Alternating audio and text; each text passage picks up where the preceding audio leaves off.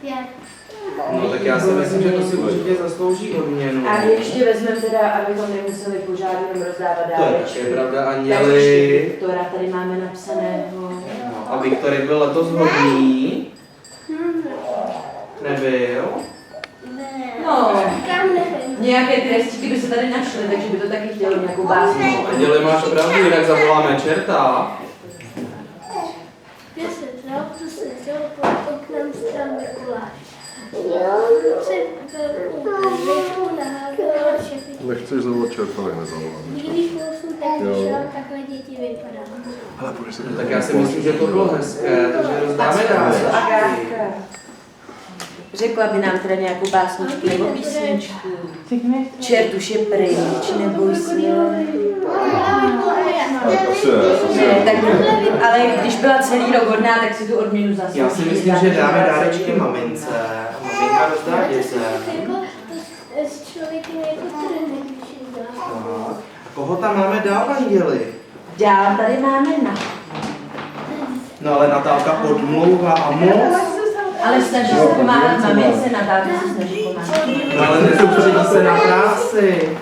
No, tak to by určitě chtělo od Natálky nějakou básničku nebo písničku. Co Natálka, řekneš nám básničku nebo písničku? Tak povídej. Na pánu budáky volají, vítr už příznivá nezdál. Dále nepřístavy nás teď čekají, svým domovem bude oceán. Na noci vítr plachty naduvá, že neučirou dál. Koleda boky plachetní, každý sní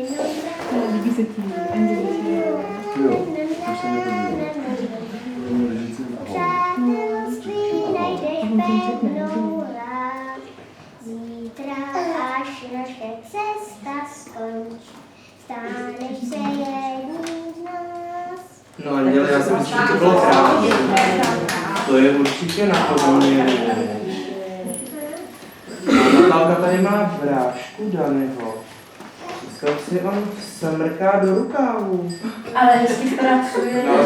Techá se, odmlouvá. Ale pracuje na té logopedii Mikuláši. No já nevím.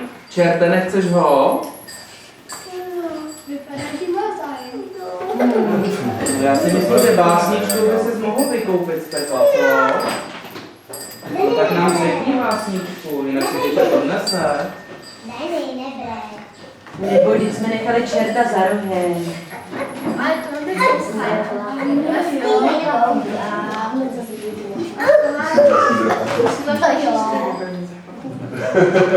Neboj se, Jany, neboj. Tak já si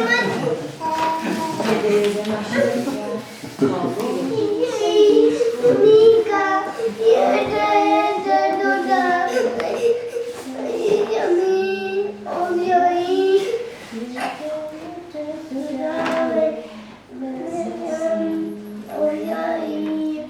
No Anděli, já si myslím, že to si taky zaslouží odměnu. tak, tady máme Karin. Ona doma něco vzala, Anděli. Peníze Mikuláši potají za peníze. A ona lže.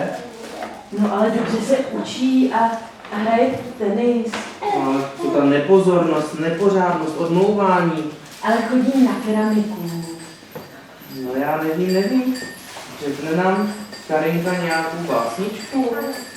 No tak povídej. Na okně ležela, ničož tam povídá, teplíče, že se nedočká, velice vzdaluje, teplík neutíká, našel tam dáreček, starý čertíka. Dopak to naložil, vždyť ho znáš, no přece Mikuláš. No tak to ještě neznáme. No, já nevím, jestli ty peníze mi pořád leží v hlavě, ale tak já si myslím, že si to Ale jenom Karin asi... dá teda důvod na to, že se bude chovat slušně. že už nikdy nic doma nevezme a pak si to nebo mě dá Mikuláš. Já si myslím, že když ti dá ruku a čestné slovo. A čestné slovo na to, že už nikdy nic takového neprovedeš. Ano. A pak si teda ode mě dostaneš povídení. Za tu krásnou básničku. Potom tady máme Pavlínku. Je to šikovná holčička, no ale nerada přestává, když je rozdováděná. Ale ze školy nosí samé jedničky a moc se snaží. No já nevím, a řekne nám Pavlínka nějakou básničku nebo písničku. Mám dáda namaloval další. Knížky se skvěle změnil a jen To bylo No to bylo hezké, Anděli, já si myslím, že to chce určitě umět. No fotográfka Jiří, on podmlouvá mamince. No.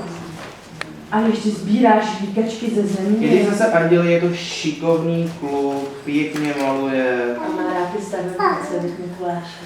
Že by opět žádné peklo, co? No nějakou básničku nebo písničku by to chtělo, aby jí že nemuselo do pekla. Řekneš nám nějakou básničku? Jo. No tak povídej, Andělo. Co přinosou Vánoce, kapříka a ovoce.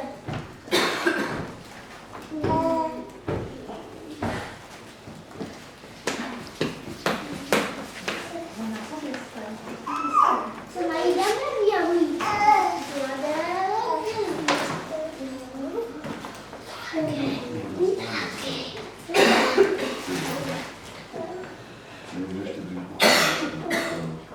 Tak Co, Anděli, já si myslím, že nebudeme Jiříka mučit. asi si to zaslouží. Asi ano, Anděli, asi máš pravdu. Ten čert bude odcházet zklamaný. No jako posledního tady máme Míšu. A představ si, on je zlý na maminku, nechce poslouchat. Ale je šikovný a pěkně si hraje. A rád vymýšlí nové hry Mikuláši. No ale to smykání do rukávu, Anděli. To by se peklo taky nelíbilo, když rád hraje. Tak No já nevím, že by naposled nějakou básničku nebo písničku. Střecha a v jeden tam, to je A. No to bylo rychle, ale tak já si myslím, že by to možná od něj chtělo.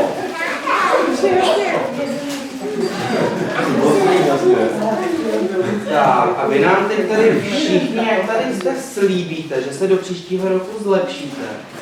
Budete hodní, budete poslouchat, my si to budeme celý rok kontrolovat, no a jestli něco bude v nepořádku, tak příští rok čerta, no a bude z toho peklo. Slibujete? tedy, zvláště pro některé. No tak my se tady těšíme příští rok na shledanou. Nashledanou.